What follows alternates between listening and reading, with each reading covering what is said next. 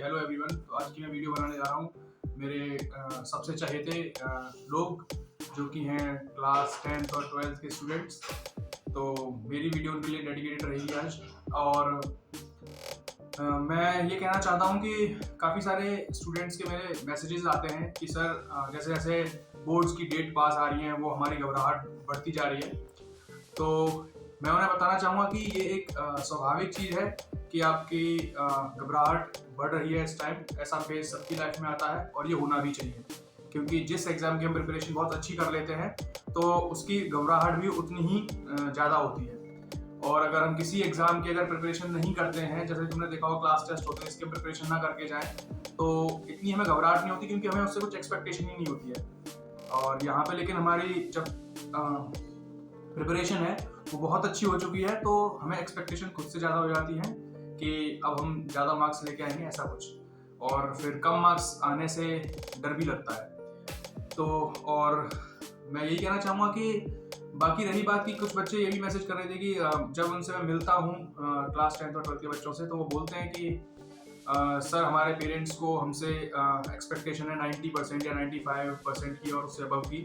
तो मैं उनसे कहना चाहूँगा कि यार देखो, तुम्हें अपने वर्क पे फोकस करना है। जो तुम्हारी मेहनत होगी उसके अकॉर्डिंग तुम्हारे मार्क्स तुम्हें मिल जाएंगे। उसकी टेंशन लेने की, रिजल्ट की टेंशन लेने की जरूरत नहीं है। तुम्हें बस इतना फोकस रखना है कि आने वाले टाइम में तुम रिग्रेट ना करो कि यार ये कर लेते तो वो हो जाता और ज्यादा मार्क्स आ जाते, ऐसा ना हो। तो अपना बेस्ट दो इस टाइम पे, और तुमने बेस्ट दिया है। पूरी साल तुम पढ़े हो, अच्छी तरीके से पढ़े हो। मैं जानता हूँ कुछ बच्चे हैं मेरे टच में जो बहुत अच्छा कर रहे हैं, और ऐसे ही करते रहो। आशा करता हूँ कि तुम सब लोग और अच्छा करोगे। बाकी जो रियल एग्जाम है वो लाइफ का एग्जाम है। तो मैं यही कहूँगा कि मतलब मार्क्स जितने भी आए इट डजेंट मैटर, तुम खुश कितना हो वो मैटर करता है। कई बार ऐसा होता है कि 60% वाले बच्चे अच्छा कर जाते हैं, 90% वाले बच्चे उतना अच्छा नहीं कर पाते जितना एक्सपेक्टेशन होता है। तो मैं ये नहीं कह रहा कि 90% वाले बच्चे नहीं अच्छा करते हैं। मैं ये कह रहा हूँ कि तुम अपनी लाइफ को किस पॉजिटिव वे में देखते हो वो तुम्हें आगे बढ़ने हुए हेल्प करता है। बाकी तुमने सबने अच्छा पढ़ा है, तुम लोग सब अच्छा कर रहे हो। अपने ऊपर कॉन्फिडेंट रहो, अपने टीचर्स के बताए हुए रास्ते के ऊपर कॉन्फिडेंट रहो। उन्होंने जो पढ़ाया है सब अच्छा पढ़ाया होगा तुम्हें, उसके ऊपर कॉन्फिडेंट रहो और अपने फोकस पे जो तुम्हारा एम है उसके ऊपर फोकस लगाए रखो, ठीक है। और ये एग्जाम कोई इतने बड़े एग्जाम नहीं है, इतना मतलब जैसा हुआ बनाया था इतना बड़ा कुछ नहीं है। बाकी सैंपल पेपर्स लगाओ, अपने एनसीईआरटी पे फोकस रहो। अगर सीबीएसई बोर्ड है तो एनसीईआरटी पे फोकस रहो। वो सबसे मेन बुक्स होती हैं, और अगर तुमने वो कर लिया है तो कॉन्फिडेंट रहो, फिर तुम्हें डरने की जरूरत नहीं है। बाकी थोड़ी बहुत नॉर्मल घबराहट होती है, वो एक स्वाभाविक बात है, वो तो होनी है। और इस टाइम पे अपने सेहत का ख्याल रखो। बाकी इधर उधर ज़्यादा ना घूमो। मैं यही सलाह दूंगा कि अपने फोकस होकर थोड़े दिन अपने घर में प्रिपरेशन करो। बाकी यूट्यूब से थ्रू तुम अपना कुछ भी डाउट्स वगैरह हैं तो वो तुम क्लियर कर सकते हो।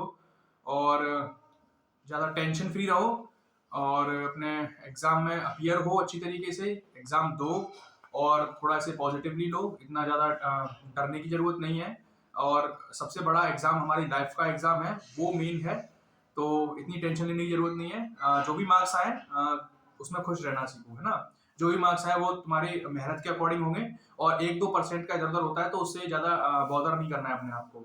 अपने मेंटली प्रिपेयर रहो उस चीज़ के लिए अभी से, कि अगर मान लो जैसे कि बहुत बच्चे होते हैं कि अब 95 चाहिए लेकिन 90% रह गई। इट डजेंट मैटर यार, 90% भी 95 के अब 95 के बराबर ही है। कुछ उसमें कुछ फर्क नहीं है। अगर तुम्हारी 85 से 95 के बीच में, मैं उन बच्चों को सेम मानता हूँ, और कैटेगरी तो होनी नहीं चाहिए।